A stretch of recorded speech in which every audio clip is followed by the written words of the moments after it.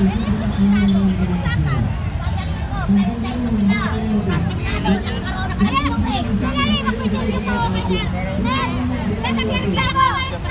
po, ano po yung reklamo pa natin ay?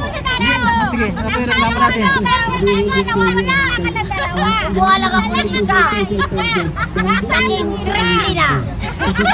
Usapan kayo. Ganito ba mangyayari dito? Isa lang ang kinuha ko, pinagpintangan ako tatlo. Pwede po pwede. Manawagan po tayo na. Nananawagan ako sa mga nagpapakain. Kulang pa nga pakain, pinagbibintangan pa ako naging tatlo ang isa. Nananawagan ka sa McDonald's. Baka maging 5 kaya. Hindi na.